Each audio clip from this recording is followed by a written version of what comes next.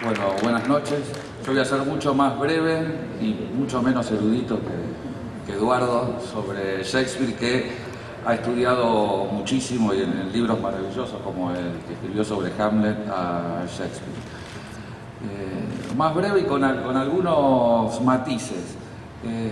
Claro, Shylock está bien, es tosco y demás. Yo pensé, bueno, claro, Harold Bloom dice que esta es una comedia y para él es claramente antisemita. Muchos otros piensan lo contrario, pero digo, ¿de qué forma podría ser una obra claramente antisemita? Entonces yo lo pensé, leyéndolo, no es como una parábola de qué le puede suceder a un judío que saca los pies del plato.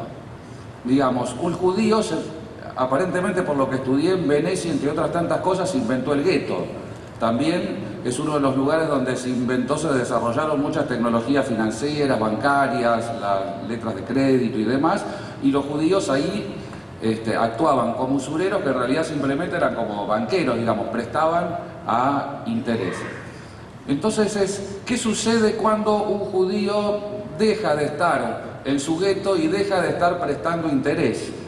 Cuando firma el convenio con Pasaño y demás, Shylock dice, bueno, voy a hacer como una broma. En vez de pedir los intereses, lo que voy a hacer es que voy a poner esta cláusula penal y si no me cumplen voy a pedir una libra de carne. Pero él mismo dice, voy a hacer una broma. Y entonces es como, ¿qué le sucede a un judío en una sociedad cristiana cuando quiere hacer una broma?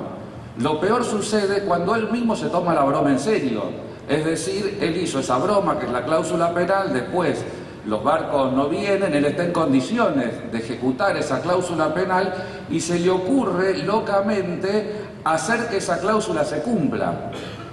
Y entonces, claro, va a ir, como sucede, va a ir a un tribunal. En ese sentido, no sé si es moderno o no, lo que veo es que es una sociedad cristiana homogénea donde hay alguien que es un judío, justamente, que es, digamos así, esta minoría que se toma en serio aquellas instituciones de esas mayorías. Y entonces, bueno, firma el convenio y hace todo esto y dice, bueno, voy a cobrar mi cláusula penal. Lo que sucede después, y claro, el Mercader de Venecia ha suscitado numerosas lecturas por parte del derecho, y hay Ieri, Nascarelli, en la Argentina no hace poco Arnoldo Zipperman. Hay muchas reflexiones sobre el Mercader de Venecia, pero muchas de ellas son sobre los argumentos que cada uno va diciendo en el supuesto juicio que acá vimos representados. Entonces, el valor de la ley, el valor de la estrictez de la ley, el valor de la clemencia, de la misericordia, una serie de cuestiones, pero en realidad, no sé, todo eso es posible, obviamente, pero lo que uno ve es una parodia de un juicio. Algo que tiene cómico esta obra es que el juicio es una farsa. No es un verdadero juicio donde hay personas que argumentan ante alguien que es capaz de poder decir quién tiene razón o no de acuerdo al derecho de Venecia, porque el supuesto juez es en realidad la esposa de uno de los que está involucrado en el juicio, o sea, Porcia con Bassanio, y a su vez es alguien que se hace pasar por quien no es, o sea, es alguien que no es abogado, que se hace pasar por abogado, por otro que no es, y al cual todos lo escuchan, y cual en un momento pasa a ser de alguien que simplemente viene a traer una opinión, a ser la persona que va a decidir en el proceso. En realidad, lo que está diciendo muy claramente la obra es que la justicia en esta sociedad veneciana es totalmente una farsa. Porque una persona, miren ustedes, Shylock va al tribunal reclamando algo. Él va a decir, acá yo tengo un pagaré, un título de crédito donde dice tal cosa. Y en realidad, ¿cómo sale este señor? Este señor, en vez de salir como alguien que reclama y que le dicen que no, sale como acusado. Y como acusado a su vez es condenado, como condenado a su vez pierde parte de su patrimonio, a su vez a través de ese juicio sale de alguna forma legitimado su hija que se escapó, que a su vez le robó a él ciertas joyas de su mamá, o sea de la esposa de Shylock, y que se fue con un cristiano y que a su vez se convirtió. Y entonces tiene la legitimación de todo lo que hizo la hija, ante la cual Shylock ya no puede decir nada. Y a su vez, peor de todos, tiene que ser convertido en cristiano. Entonces, es como si la obra le dijera, bueno, si usted es judío y quiere hacer algo diferente de lo que hacen todos los judíos y va a ir a un tribunal, mire lo que le va a pasar. Le va a pasar que su hija que se escapó va a terminar siendo cristiana y legitimada como tal, va a perder parte del patrimonio. Cuando usted muera, todo ese patrimonio va a ir a su hija que se casó con el cristiano y a su vez va a terminar de siendo judío. Algo muy interesante, y es que al final de la obra no hay más judíos. No, porque los únicos judíos son Shylock y su hija, y una se convirtió para casarse y a otro lo convirtieron cuando salió del tribunal. Yo creo que hay algo de lo subjetivo que es más terrible y que es cómo Shakespeare hace que a este judío que le pasa todo esto y que es el que se animó a hacer algo, no lo hace Shakespeare seguir hasta las últimas consecuencias con su decisión, sino que en un momento empieza a decir, bueno, si esto es así, entonces denme el dinero. Y después ahí, en el juicio, le dicen, no, ya no aceptaste la plata, ahora la plata no vale, le dice Porcia basándose en no se sabe en qué, digamos. Pero a su vez,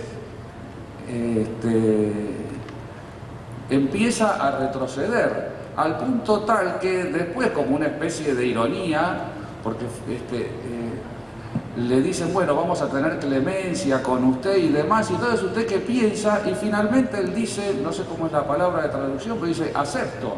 Yo creo que esa es la frase, al menos cuando yo la leo, como que la más terrible y la más trágica de toda la obra de Shakespeare, porque dice, bueno, acá hay un judío que saca los pies del plato y de alguna forma le está diciendo a los propios espectadores judíos, miren, ustedes no van a poder seguir hasta el fin en su salida del pie del plato.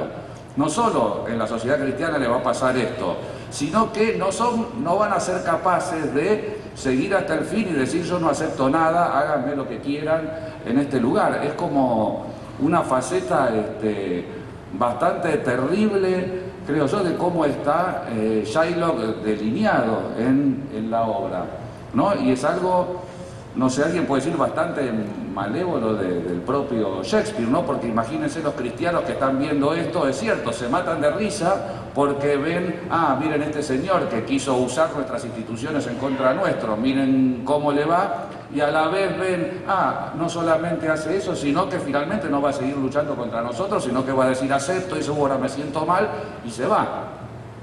Es realmente terrible, ¿no? Y creo que los que, en ese punto, no sé, tengo un matiz con vos, porque creo que los que son realmente modernos son como los jóvenes farandulescos, ¿no? Que es como son unos jóvenes menemistas finalmente, ¿no? Bassanio, Graciano, que es un antisemita terrible, y la persona más astuta y más sagaz que tiene esta pieza, que es Porcia, ¿no? Que es realmente terrible porque por un lado hace todo este ardid para embromarlo a Shylock, lo embroma a Antonia y a su vez tiene su propia interna, ¿no? Que es de qué forma lo tiene bien atado a Bassanio. Pero finalmente lo que muestra que los modernos son estos jóvenes que hacen de la justicia una farsa y que son los que manejan todo el asunto y ante los cuales, claro, finalmente Antonio es un personaje bastante melancólico que está dando vuelta por ahí y siempre va recibiendo las cosas como si fuese el destino.